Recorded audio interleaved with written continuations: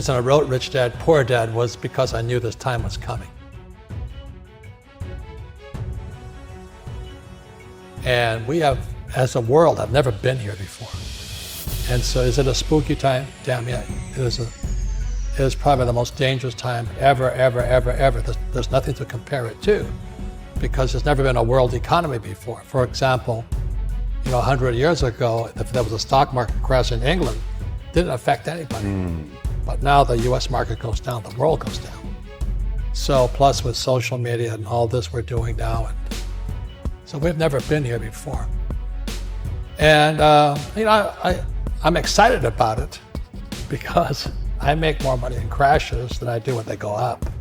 So, but for the average person, they'll get wiped out. I'm afraid at the worst, I hope I'm wrong, but I think we're heading for a global depression.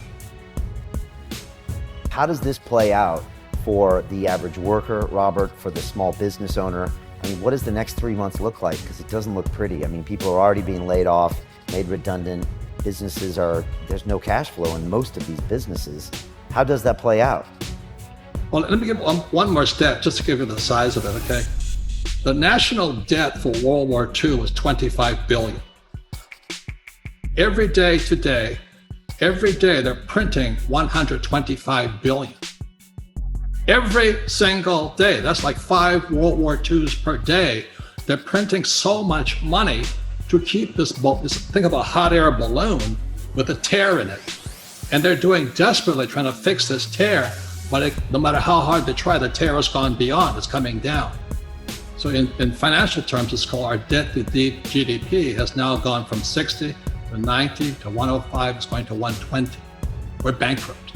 And they're going to print more and more money, which means savers are losers, just as I predicted. Your money is going to be worthless in a few years. Wow. So my message is the same as some of your other guests. This is metamorphosis time. Financial education, in Rich Dad's terms, is really financial transformation. And the definition of metamorphosis is very important. Metamorphosis, the definition is the evolution or the transformation from an immature form to an adult form. An immature form to an adult form. Metamorphosis is the same as a caterpillar turning into a butterfly. And Fuller always said there's nothing to predict a butterfly inside a caterpillar. So everybody listening right now, if you're struggling financially, just think of yourself as a little caterpillar. And this crisis is your cocoon. The question is, what do you emerge as? Do you emerge as a victim? The world did that to me, and the capitalists are crook, and the rich are bastards, and all this stuff? Or do you say, oh, this is the best thing that ever happened to me? The same as my health. I am ground zero for the coronavirus. All that does is inspire me to get healthier. You're either going to get healthier and wealthier, or you're going to go bust. Your choice. It sits between your ears, your heart, your body, your mind, your spirit, your attitude. This could be the best thing that ever happened to you, physically, mentally, emotionally, spiritually, if you turn on to a butterfly or somebody will step on you like a little worm. It's your choice. Now, if you're in trouble today, my message is not so kind. This is hard talk, not happy talk. The crisis is in your head. Now, that's the bad news. The good news, you can change the crisis by changing what's inside your head. And so I hate to brag, but I'm doing extremely well financially today because as I was warning everybody, this crisis was coming. But it would be irresponsible of me to warn people of the crisis and not personally make changes myself. So right. The good news is the crisis is in your head. The bad news is in your head. The most important thing you can have right now is not job security, but meaningful work. So you and I don't need the money, but our work is meaningful. And it's our meaningful work that gets us through the hard times. So the good news is my company is sold out. We cannot keep up with product. The bad news is the supply chain shut down, but that's a good problem. We have tons of cash. I have gold, I have silver. And I do have challenges in the real estate market, but that's going to make me stronger. That's my only attitude I can have. Otherwise, I just cry and say, well, the government should take care of me. I need a bailout. I need a stimulus. So what can I do? I'm one of them. What do I do? Does it go back to employee, self-employed, business owner, investor? Like, go find a business, go start a business, go reposition yourself career-wise? You know, is there a 1, 2, 3 step process on what I can do to be prepared for it? I have a friend in Panama. He has an avocado farm. So he's sitting in Panama growing avocados. He says, because people have to eat. Another guy's friend of mine is growing blueberries. But another friend of mine, he moved up to, he was from Seattle, excuse me.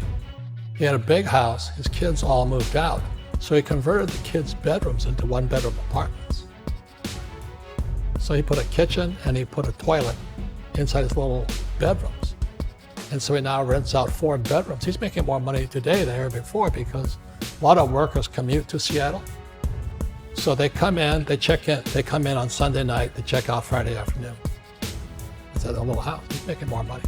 So the point is, everybody can do something, but you gotta figure out what you can do.